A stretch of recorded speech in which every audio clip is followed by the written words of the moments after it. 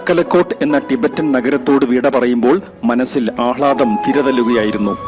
1 മാസം നീളുന്ന യാത്രയുടെ ഫലപ്രാപ്തിയിലേക്കാണ് ഞങ്ങളുടെ വാഹനം ഉരുണ്ടു നീങ്ങുന്നത്.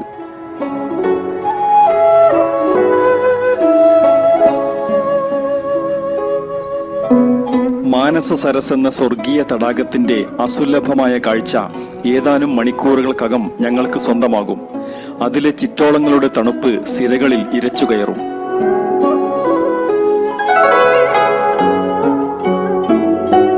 നഗരപരിധി വിട്ട വാഹനം ടിബറ്റൻ പീഠഭൂമിയിലൂടെ കുതിച്ചു പായാൻ തുടങ്ങി. ഏറെക്കുറെ നരച്ച ഭൂപ്രദേശങ്ങൾ, എന്നാൽ അങ്ങിങ്ങായി ഹരിതം പുതച്ച കൃഷിയിടങ്ങളും കാണാൻ കഴിഞ്ഞു.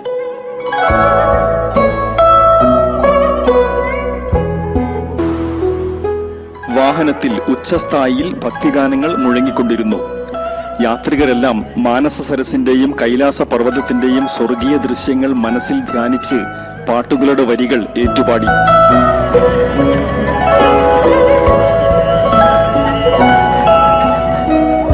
ടിബറ്റിന്റെ വടക്കു ഭാഗത്തേക്കാണ് യാത്ര ചെയ്തുകൊണ്ടിരിക്കുന്നത്.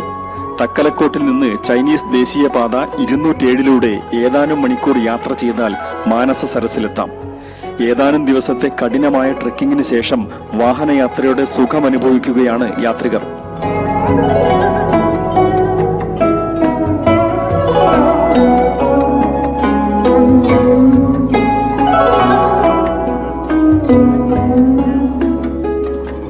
മാനസ സരസിന്റെയും രാക്ഷസ്ഥാൽ തടാകത്തിന്റെയും ഇടയിലൂടെയാണ് ദേശീയപാത 207 കടന്നു പോകുന്നത്. 2 തടാകങ്ങളും തമ്മിലുള്ള കുറഞ്ഞ ദൂരം ഏതാണ്ട് 3.5 കിലോമീറ്റർ മാത്രമാണ്.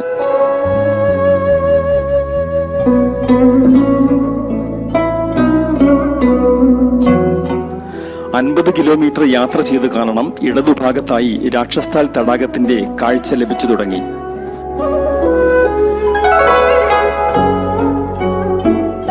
ലങ്കാധിപതിയായ രാവണനുമായി ബന്ധപ്പെട്ടതാണ് രാക്ഷസ്ഥാലിന്റെ പുരാവൃത്തം. രാവൺതാൽ എന്നും ഈ തടാകം അറിയപ്പെടുന്നു.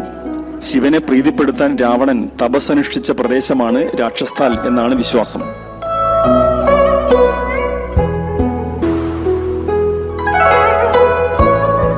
കൂടുതൽ ശക്തി ലഭിക്കുന്നതിന് വേണ്ടി ശിവഭഗവാനെ പ്രീതിപ്പെടുത്തുന്നതിനായാണ് രാവണൻ ഇവിടെ ഒറ്റക്കാലിൽ തപസ്സനുഷ്ഠിച്ചത്. തപസ്സിൽ സംപ്രീതനായ ശിവൻ ആവശ്യമായ വരം കൊടുത്തുവെന്നും പുതുതായി ലഭിച്ച ശക്തി പരീക്ഷിക്കുന്നതിനായി രാവണൻ രാക്ഷസ്ഥാൽ നിർമ്മിച്ചുവെന്നുമാണ് കഥ.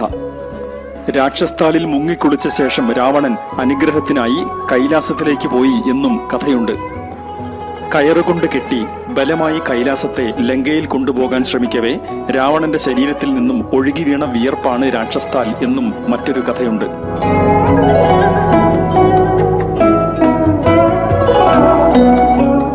ഇന്ന് രാക്ഷസ്ഥാൽ പരിസരത്ത് കാലാവസ്ഥ അത്ര പ്രസന്നമായിരുന്നില്ല. വെയിലോ വെളിച്ചമോ ഇല്ലാത്തതുകൊണ്ട് അന്തരീക്ഷം കനത്ത് കാണപ്പെട്ടു. മഴയുടെ ചെറുതുള്ളികൾ ഇടയ്ക്ക് ബസിന്റെ ചില്ലുകളിൽ മൃദുവായി പതിച്ചു.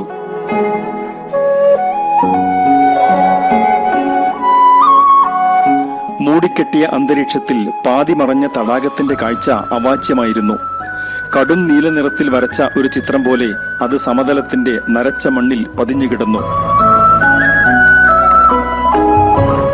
തടാകത്തിനപ്പുറം ഏതാണ്ട് പൂർണ്ണമായും മൂടൽമഞ്ഞിനാൽ മറയ്ക്കപ്പെട്ട സ്ഥിതിയിലായിരുന്നു.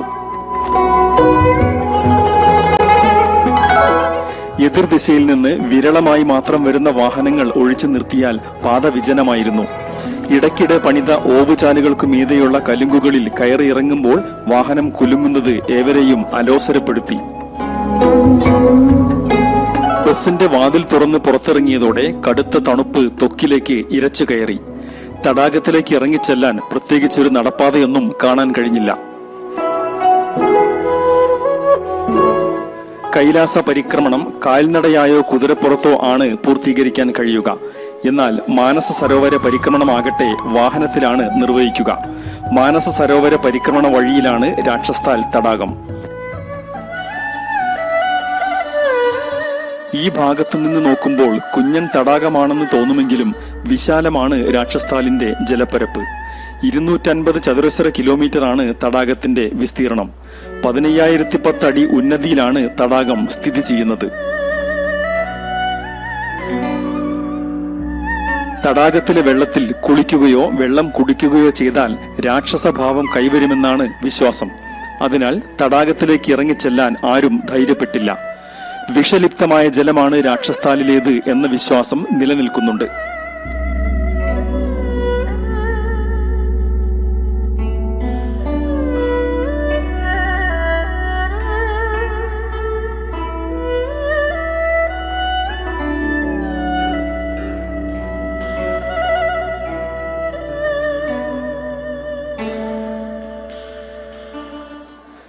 കടുത്ത തണുപ്പ് മൂലം രാക്ഷസ്ഥാൽ കണ്ടെന്ന് വരുത്തി തീർത്ത് ബസ്സിൽ കയറി വാതിലടച്ചു. വാഹനം മാനസ സരസിനെ ലക്ഷ്യമാക്കി നീങ്ങിത്തുടങ്ങിയപ്പോൾ രാക്ഷസ്ഥാലിന്റെ യഥാർത്ഥ സൗന്ദര്യം ദൃശ്യമായി. വിശാലമായി പരന്നുകിടക്കുന്ന ഭൂമിക്കും കാർമേഘങ്ങൾക്കുമിടയിൽ കടും നീല നിറത്തിൽ കിടക്കുന്ന ജലവിധാനം കണ്ണിമയ്ക്കാതെ തന്നെ നോക്കി നിന്നു.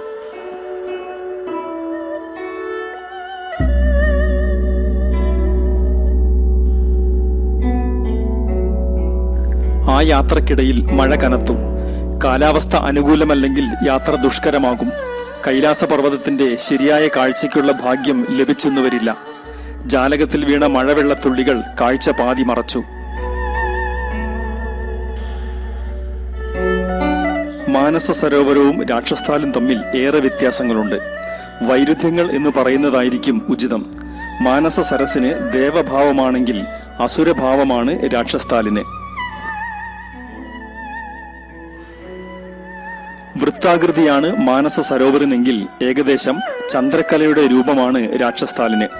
മത്സ്യങ്ങളുടെയും മറ്റനേകം ജീവജാലങ്ങളുടെയും ആവാസ വ്യവസ്ഥയാണ് മാനസ സരസ്. എന്നാൽ ജീവാംശമില്ലാത്ത ജലപ്പരപ്പാണ് രാക്ഷസ്ഥാൽ. ശുദ്ധജല തടാകമാണ് മാനസ സരസ്. രാക്ഷസ്ഥാലിലെ വെള്ളമാകട്ടെ കഠിനമായ ഉപ്പുരുചിയുള്ളതാണ്.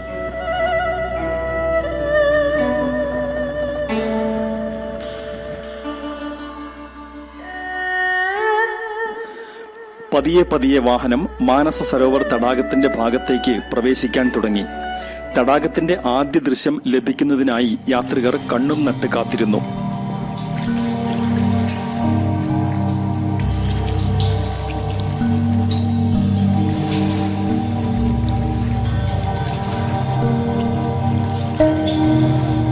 ഏതാനും നിമിഷങ്ങൾക്കകം നിരത്തിന്റെ വലതുഭാഗത്ത് മാനസ സരസ് എന്ന സ്വർഗീയ തടാകത്തിന്റെ അഭൗമ ദൃശ്യം അനാവൃതമായി. പ്രാർത്ഥനാ മന്ത്രങ്ങൾ കൊണ്ട് യാത്രികർ ആ കാഴ്ചയെ വരവേറ്റു.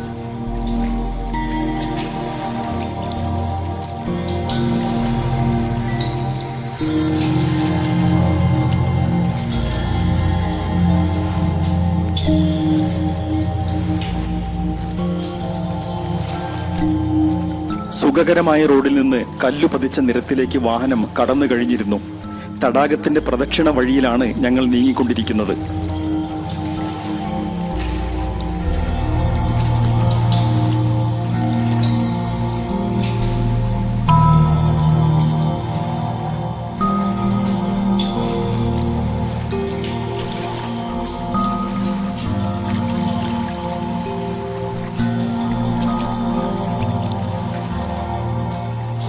ഹിന്ദു വിശ്വാസ പ്രമാണമനുസരിച്ച് ബ്രഹ്മാവിന്റെ മനസ്സിലാണ് മാനസ സരസ് ആദ്യം സൃഷ്ടിക്കപ്പെട്ടത്.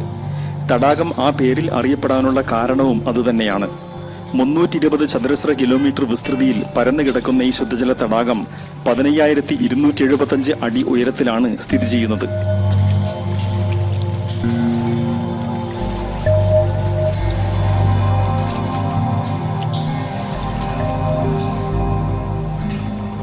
അരികുകളിൽ പായൽ പിടിച്ചും തീരങ്ങളിൽ പുല്ലുകൾ വളർന്നും മാനസ സരസ് കാണപ്പെട്ടു. അതിനപ്പുറം മൺതിട്ടകളും നോക്കെത്താ ദൂരത്ത് ആകാശത്തിന്റെ അനന്തതയുമാണ്.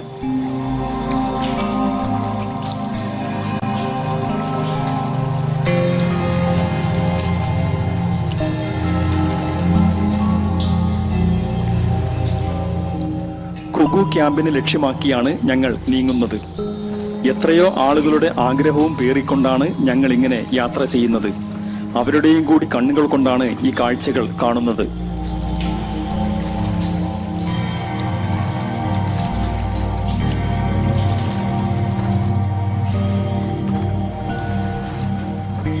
കുത്തിക്കുലുങ്ങിയുള്ള യാത്രയിൽ തടാകം പലതവണ കീഴ്മേൽ മറിയുന്നതായി തോന്നി.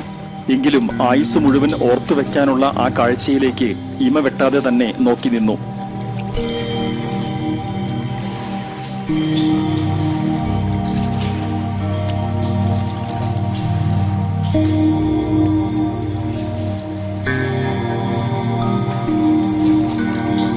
ഖുഗു ക്യാമ്പിൽ എത്തിച്ചേരാറായി എന്ന് സൂചിപ്പിച്ചുകൊണ്ട് ടിബറ്റൻ ശില്പമാതൃകയിൽ അലങ്കരിച്ച കെട്ടിടങ്ങൾ കാണാറായി.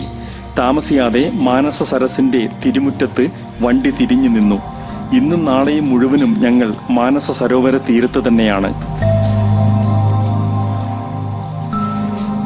ഇത് ഖുഗു, മാനസ സരോവരത്തിലെ ജലപ്പരപ്പിനെ തഴുകിയെത്തുന്ന കാറ്റ് അലയടിക്കുന്ന ദിവ്യഭൂമി. കടുത്ത തണുപ്പാണിവിടം. മഴ ചാറുന്ന കാലാവസ്ഥ തണുപ്പിന്റെ കാഠിന്യം കൂട്ടി.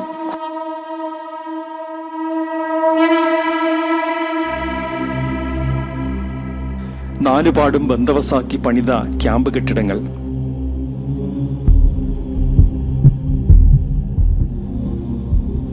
മനോഹരമായി ചിത്രപ്പണികൾ ചെയ്ത ചുമരുകൾ.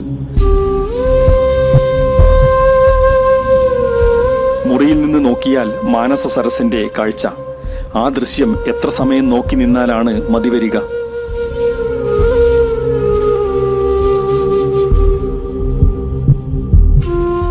ക്യാമ്പ് ചത്വരം വിട്ട് പുറത്തു കടന്നാൽ ഖുഗു മൊണാസ്ട്രി എന്ന ബുദ്ധമഠവും വീണ്ടും ഇറങ്ങിച്ചെന്നാൽ മാനസ സരോവരത്തിന്റെ വിശാലമായ ജലപ്പരപ്പുമാണ്.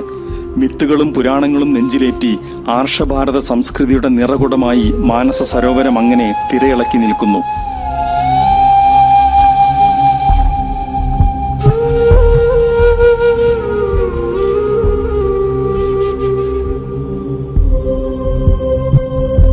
വിദൂരതയിൽ മഞ്ഞണിഞ്ഞ പർവ്വതങ്ങളുടെ നീണ്ട നിര തന്നെയുണ്ട്. അതിലൊന്ന് കൈലാസം.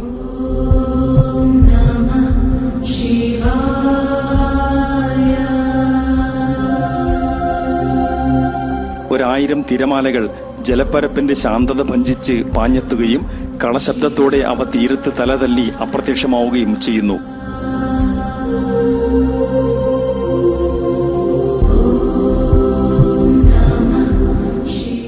കൈലാസത്തിന്റെ താഴ്വരയിലാണ് മാനസ സരോവരം. കാളിദാസ കൃതികളിൽ കൈലാസത്തെക്കുറിച്ചും മാനസ സരോവരത്തെക്കുറിച്ചും വർണ്ണനകളുണ്ട്. പാർവതീദേവി നീരാടാൻ പോകുന്നത് മാനസ സരസിലാണെന്നും പുരാണങ്ങളിൽ പറയുന്നു.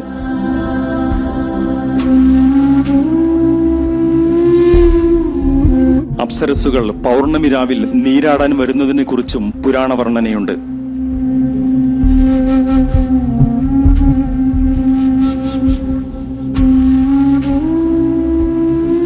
അസ്ഥികളിലേക്ക് തുളച്ചു കയറുന്ന തണുപ്പാണ് തടാകത്തിലെ വെള്ളത്തിന്.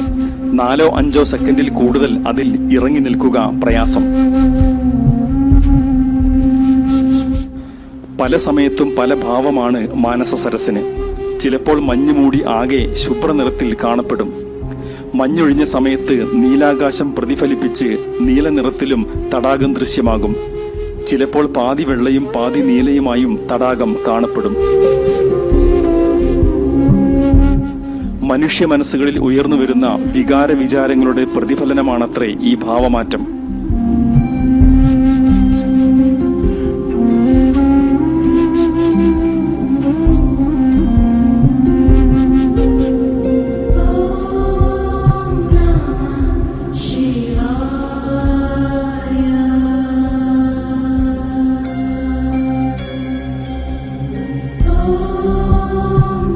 മാനസ സരോവരത്തിന്റെ അടിത്തട്ടിൽ കാവ്യഭംഗിയാർന്ന കല്ലുകൾ പല വർണ്ണങ്ങളിൽ പതിഞ്ഞുകിടക്കുന്നു.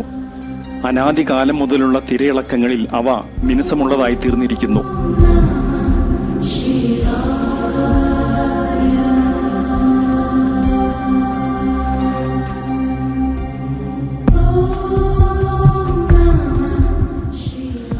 കൊടും ശൈത്യമാർന്ന ഈ പുണ്യതീർത്ഥത്തിൽ കുളിക്കുകയും ഈ തീരത്ത് ഹോമകർമ്മങ്ങൾ നടത്തുകയും പതിവുണ്ട്. ഹോമകുണ്ഡത്തിൽ അർപ്പിക്കുന്ന ഓരോ ദ്രവ്യവും കൈലാസാധിപനുള്ള പ്രണാമങ്ങളാണ്.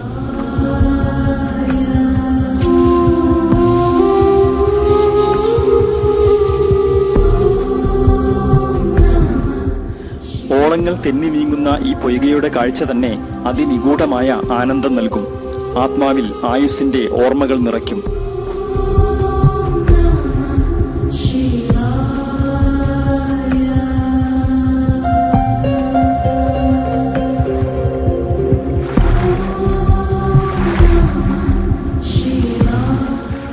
ദിവസം പൂർണ്ണമായി ഞങ്ങൾ മാനസ സരോവര തീരത്ത് ചെലവഴിച്ചു. രാവിലെ എഴുന്നേറ്റ് നോക്കുമ്പോൾ തലേ ദിവസം ഒഴിഞ്ഞുകിടന്ന മലനിരകളെല്ലാം പരിപൂർണമായും മഞ്ഞ് പുതച്ചു നിൽക്കുന്നു. ആ മഞ്ഞിന്റെ പ്രഭയിൽ തിളങ്ങി ഖുഗു ക്യാമ്പ് നിലകൊണ്ടു.